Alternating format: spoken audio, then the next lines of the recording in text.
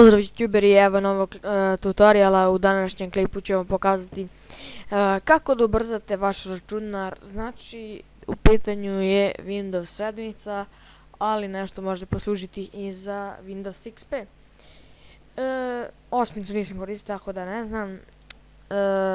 Znači, prvo od programa što će da nam treba je CCleaner i ovaj disk defragment. Zašto on? Zato što on bolje defragmentuje disk. Sad, prvo ćemo početi od cleanera. Znači idemo na njega, analiziraj, sačekamo malo. Tako, pokreni čišćenje, u redu.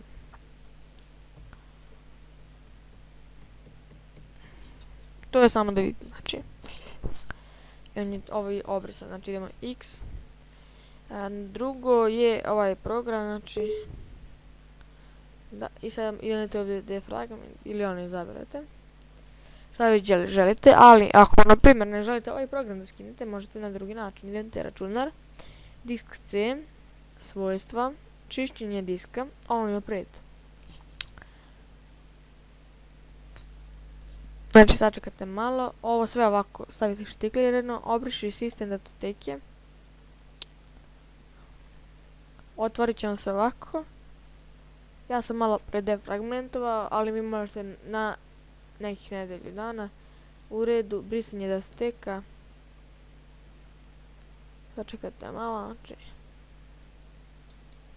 To je to. Sad sam zaboravio, znači alatke ili tools, kako će već da vam piše.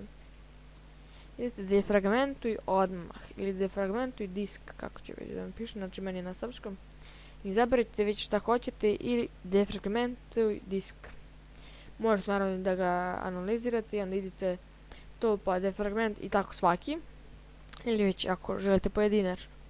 A možete i ovako preko programa sve odjedanput. Znači to možete raditi. Sada drugo, ako imate neke novije flash, evo sad ću ja da izvedim moj flash, znači evo pogledajte. Sada sam ja izvedio moju flash, znači nema flasha i sada ću ja ubaciti samo malo. Sačekamo malo. Nego čita.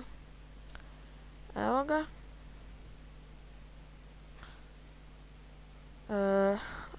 Evo ga. Idemo ovdje, prikaži još opcija. I imate ovdje da berite svaki put i svaki put. I ovo sve stavite, znači. Sad, što se tiče ovoga, znači idemo računar, desni klik, znači, sad ja mislim da je meni već stavljeno. Jeste. Šta vam je ovo, znači, read booster, to vam je kao, kako da kažem, virtualna RAM memorija. Znači ako imate od 4, on će vam biti kao 4. I znači read booster i kliknete ovdje. Znači to možete u nekih, kada su vam flash do nekih, hajde da kažem, najviše do 2 godine.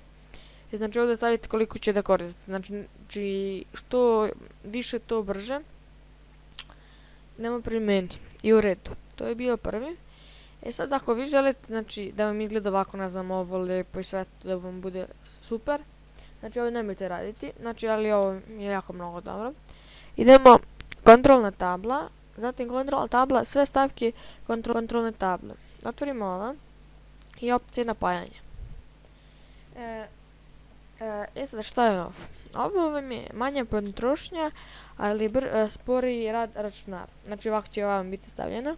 A ovo će vam biti, znači malo veća potrošnja, ali dosta, ali malo više će da troši. Znači malo veće račun će da imate za struju. Znači evo stavite. Oprostite. I sad idemo na računar svojstva i vam će ovdje pišati advanced, tako nešto. Znači više opcija. I idemo ovdje postavke. Kada smo ušli u to, znači vama će ovo biti ili ovo, znači zavisi. Vi stavite ovo podesi za njihovu performansu, znači to nemate ništa, znači Evo, nemate ni gadgete, nemate ništa, sve se isključi, ovo bude ono kao starinsko, ali imate ovo pretraži, ono, sve ono glavno imate. I idemo pri meni. Znači, sada je vaš računar brži i sad ako hoćete još da vam bude brži, isključite ovaj Rocket Dock ili već ako nešto imate, znači izvucite napolje, kliknite. Znači ono, idete na to i zatvori i on će vam sada biti dosta brži računar. I mislim da bi bilo to za ovaj klip i ta virtualna memorija, znači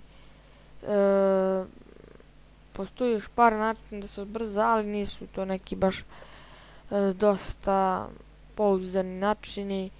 Imate ono kao da ubrzavate još na jedan način preko računara, ali to za drugi put. Ovo su neki osnovni koji najviše ubrzavaju. Ako sam vam pomogao, lajkujte, komentarišite, subscribeujte, šerujte. I to bi bilo to za ovaj tutorial i hvala što ste me gledali i pozdrav. Ćao, do sljedećeg viđenja.